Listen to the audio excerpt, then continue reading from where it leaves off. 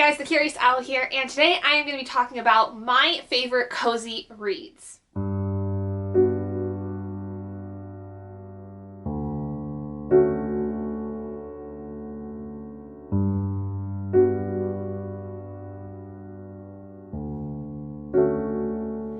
Now, typically when people think of cozy reads, you think of things that are going to kind of make you feel warm and fuzzy because it's fall time, and now going into Christmas, a lot of times Christmas romances seem to be really popular for a lot of people. Now, I am kind of somebody that doesn't necessarily read a certain type of novel in a certain season per se. Like, I will pretty much read Christmas romances in July, for instance. Like, I don't really read seasonally, and so these books that I have are my 5 top coziest reads because every time I read them or when I first read them, they created this really warm, fuzzy feeling that immediately makes me want to reread it again.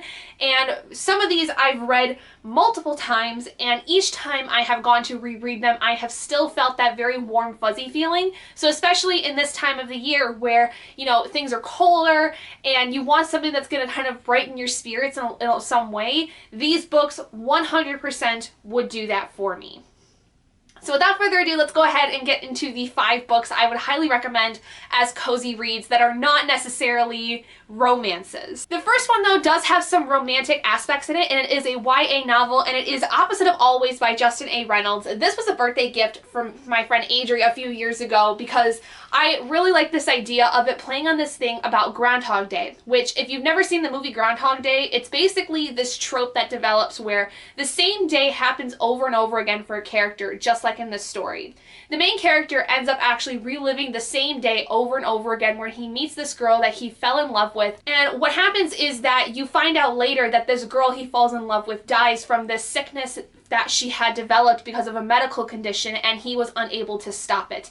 And when she dies, he is thrust back into the day that they met and basically trying to replay it over and over again to try to get like the best story. And he doesn't know why it's happening, but you basically find out that once he can get the best ending, it will continue the story, and it's essentially supposed to be living happily ever after in a sense.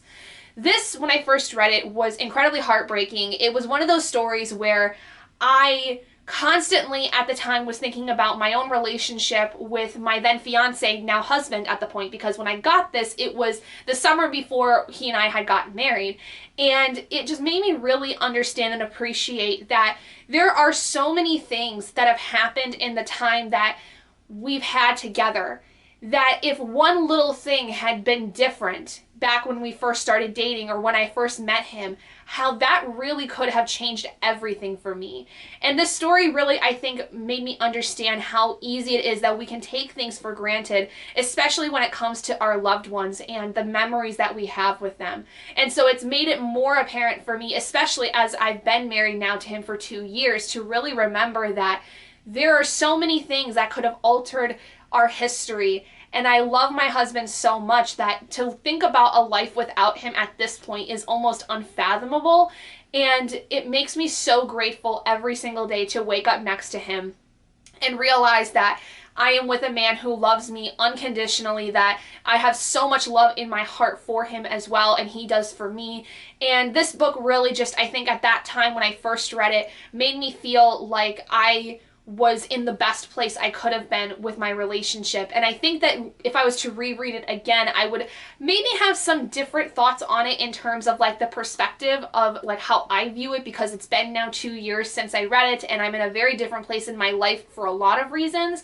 But I do still believe this would be a very cozy reread, and it is something that I am looking forward to rereading in the future because I loved it that much, and I loved the way that the story was developed, and I loved ultimately the kind of rom-comminess that there was involved with this. Next book is not so much, again, a romance, but it's a cozy read in the sense that I've read this series multiple times, and every time I read it, I have loved it and continue to talk about it at length with people when I get the chance, and that is the Beautiful Creatures series by Kami Garcia and Margaret Stohl. This is a YA fantasy paranormal kind of story. It's kind of an urban fantasy story that takes place essentially in Gatlin, South Carolina, where we have two characters, one of which being Ethan, who is this 15-year-old boy, and his mother passes away like at the very beginning of the story, and he's dealing with that grief. And then after his mother has passed away and time's kind of gone on, he has this dream of this girl he's never met, doesn't really know anything about her, but he feels so very drawn to her. And then it turns out that this girl is now going to his school, and we find out that she is the niece of the town shut-in, Macon Ravenwood. And Lena, the niece, is very dark and mysterious. Everybody's kind of like thinking she's weird and odd, you know, that very typical YA stereotype of a new girl in school that's just, you know, wearing dark clothing and it likes poetry and all of those things. So it definitely does cater to that kind of like 2010s YA female like protagonist kind of thing. But this story and the entire main series of this in general is a series that I fell in love with, and was really the series I think that helped me to understand what it was I was looking for at that time when I first started it in high school in stories. And it was that very, you know, sweet, innocent love that just blossoms through friendship and even through hardships, is something that is so pure and something so sought after for so many people. And it's just a story that whenever I think of Ethan and Lena, it always puts this fire in my belly, because it makes me remember that this is like the kind of relationship I strived to have growing up with any guy, let alone my husband. And there's so many things about Ethan that I just adore as a person, and there's so many characters in this series too that I just adore, Amma being one of them, and Macon, and Lena's family for the most part except for Ridley. And I also love Ethan's best friend, Link. Link is adorable. He's always been one of my most favorite side characters in any story. I don't care for the spin-off series that was made with Link and Ridley after the main series, but that's a whole other thing. But the main series, the main 4 books in Beautiful Creatures, is something that I constantly think about going back and rereading more and more times, even though I've now read this full series at least twice by this point.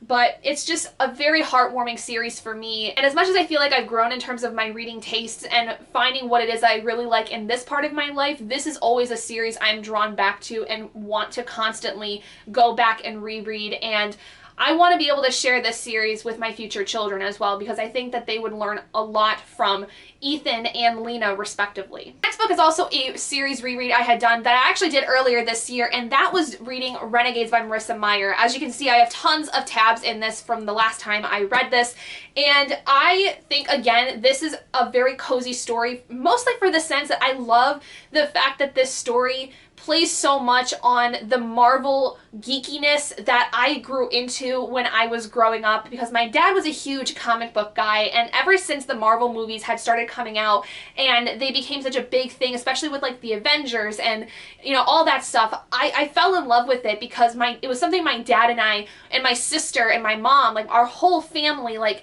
bonded through those movies. And I just fell in love with it. And so when I saw that Marissa initially came out with this series, I attached myself so quickly to Adrian, the main male character in this story, and I felt for him so much, and I just fell in love with him. He is my #1 book boyfriend of all time, because I just adore him.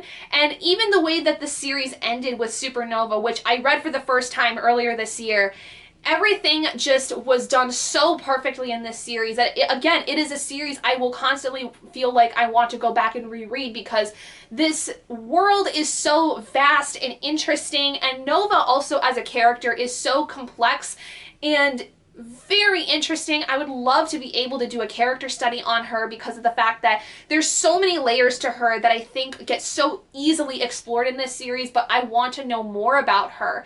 And then, like I said, Adrian is that character that I've constantly been looking for a book boyfriend to top him, because of the fact that he has been everything I've looked for when it comes to a book boyfriend, and everything that I, you know, hope that one day my kids get to be able to have as a partner, because of the fact that he's incredibly sweet and respectful, and he never pushes people past what they're capable of, where in this story that seems to be a common thing, which I think is also a common thing here in our current life. And so this story and Adrian in particular really makes this story for me something that is so warm and fuzzy in my heart and my soul that I have to constantly push myself to read something else because I just want to go back and live in this world all over again every single month, it feels like. Now the next book is a romance. I did put a romance on here, but it is not a Christmas romance. This though is my #1 favorite romance that I will scream from the rooftops about because I relate to it so much more than I think I really should, and that is The Hating Game by Sally Thorne. This book has now been read 3 times. I've read it twice this year alone.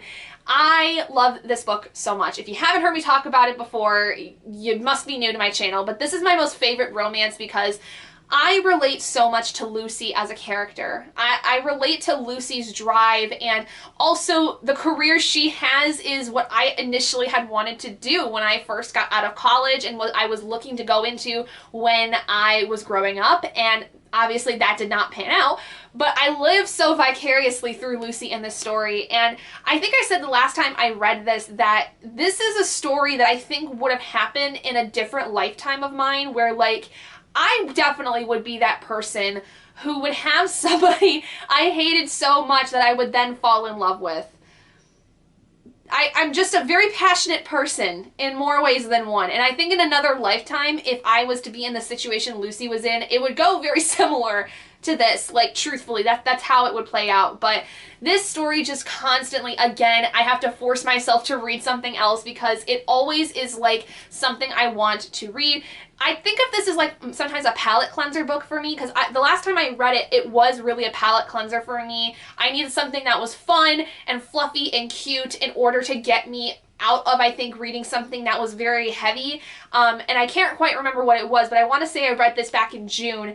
And I don't know, just something about this is always a very nice, like, cute, quick palate cleanser that gives me the ability to, like, focus on it and then move on to something else later on. So this is very likely in the future going to be read at least once a year because I do think this is the one, like I said, that I will gravitate towards when I need, like, a break between, you know, different sets of stories, or if I need something cute and fluffy after reading something very heavy. The last book is another story that I have talked about multiple times on this channel. If you've not been around for very long, this will be new to you, but the last series I want to talk about is The Morganville Vampires by Rachel Caine. Many of you may know if you've been around for a while, this is one of my most favorite vampire stories of all time. It is a long series that takes place in this small town in Texas where the main character, Claire Danvers, is essentially a 16-year-old girl who is going to college early. She was going to go to MIT, but her parents wanted her to actually stay closer to home, so she enrolls in a more local university,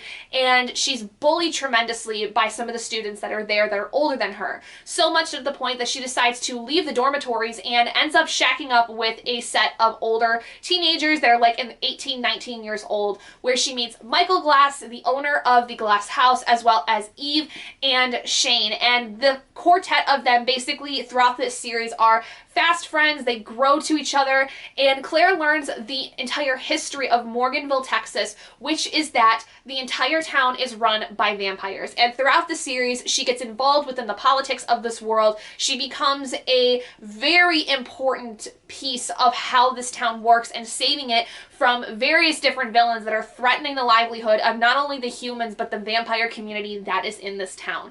And so this entire story is just chock full of dangerous things that they have to go through, which are heart-wrenching, and then there are some beautifully sweet moments with Eve and Michael later on, as well as Claire and Shane, and as a quartet, some incredibly sweet moments with themselves and with other characters.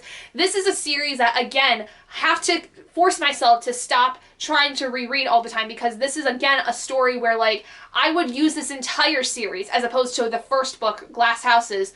I'd read the entire series as a palate cleanser. Like, bar none. I would just completely throw everything else to the wind and just reread this entire series. Nobody's stopping me, kind of thing. And so I have to force myself not to do that, because I know that if I do, it's just going to cause me to be anxious about the fact that I have other books I should be reading. But this series, again, it would very much be that cozy, heartwarming kind of story, because I fell in love with these characters so easily. With that being said, those are the 5 cozy books that I highly recommend reading any time of the year, let alone just in the cold months. But I think that these are the ones I get gravitated towards more, especially with being the end of the year, because around the end of the year, I also get a little nostalgic for some reads that I've had recently that are really fun and reads that I've had in the past. And so this always kind of is a time of year where I start thinking about these kinds of books just because they're warm fuzzy, make me feel warm fuzzy, and they're just really fun to read. So if you guys have any other suggestions for books that feel like they're cozy, whether or not they're romances or are holiday books or whatever the case may be, let me know down in the comments below. If I've not read them, I will try to see if I can read them sometime soon.